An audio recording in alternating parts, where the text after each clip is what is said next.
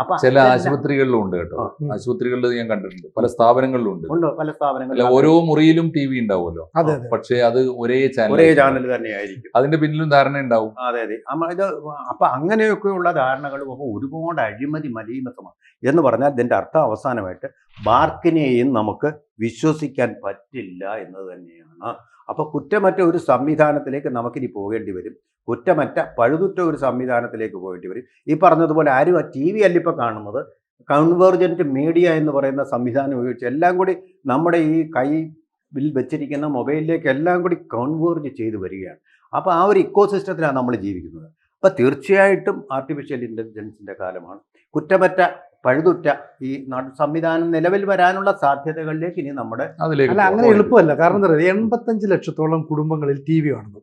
ഈ T V കാണുന്നതിൻ്റെ rating നിശ്ചയിക്കുന്നത് 2000-ഓളം വീടുകളിൽ വെച്ചിരിക്കുന്ന മീറ്ററാണ്. അത് ഗ്രാമത്തിൽ വെക്കും, ഒരു മിഡിൽ ഗ്രൂപ്പ് താമസിക്കുന്ന മേഖലയിൽ വെക്കും, സിറ്റിയിൽ വെക്കും. ഇതെല്ലാം വെക്കുന്നത് ഓരോരോ മേഖലകളാണ്. ഇത് ബാർക്ക് എവിടെയാണ് വെച്ചിരിക്കുന്നത് ആരോടും പറയാൻ പാടില്ല. പക്ഷേ ലോക്കൽ നെറ്റ്വർക്കുകൾക്ക്, പ്രത്യേകിച്ച് ഈ പ്രാദേശികമായ കേബിൾ നെറ്റ്വർക്കാരുണ്ടല്ലോ, അവരാണ് ഇതെല്ലാം വെക്കുന്നത്. ഇത് എവിടെയാണെന്ന് വേണമെങ്കിൽ ബാർക്കിൻ്റെ ഉദ്യോഗസ്ഥർക്ക് അറിയാൻ പറ്റും. അപ്പോൾ അവർ ഇവർക്ക് മറിച്ചു കൊടുക്കുന്നത് എങ്ങനെയാണെന്ന് പറഞ്ഞാൽ ആ മേഖലയുടെ പിൻകോഡ് എടുത്തു കൊടുക്കും. വ്യക്തിപരല്ല, പിൻകോഡ് എടുത്തു കൊടുത്താൽ അത് ഏത് മേഖലയാണെന്ന് കണ്ടെത്താൻ പറ്റും. അവിടുത്തെ ലോക്കൽ കേബിൾ ഓപ്പറേറ്ററെ ചാക്കിട്ട് പിടിച്ചാൽ സ്വാഭാവികമായിട്ടും ഇതിൻ്റെ വഴി കണ്ടെത്താൻ പറ്റും. അങ്ങനെ കണ്ടെത്തുമ്പോഴാണ് ഈ പറയുന്ന, ഇപ്പോൾ ഇവർ ആരോപിക്കുന്ന ഒരു പ്രേംലാൽ എന്ന് പറയുന്ന ഒരാളെ കുറിച്ചാണ്. ഈ പ്രേംലാൽ ആണ് ഇത് ചെയ്തെങ്കിൽ ഒരാളുടെ പേര് വെളിപ്പെടുത്തിയില്ലേ, സ്വാഭാവികമായിട്ടും അന്വേഷണം എത്താം.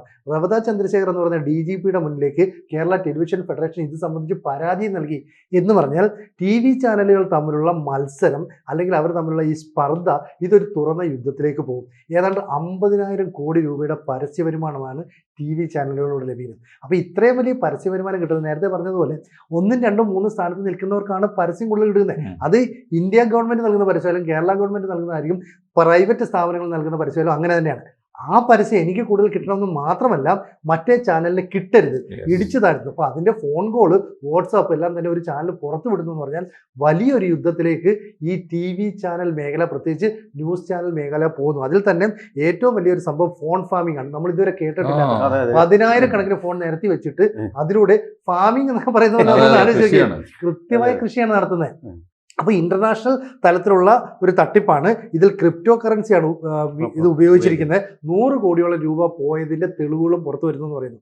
കൂടുതൽ വാർത്തകളും വിശേഷങ്ങളും നിങ്ങളിലേക്ക് എത്താൻ ABC മലയാളം സബ്സ്ക്രൈബ് ചെയ്യുക, ബെൽ ബട്ടണും അമർത്തുക.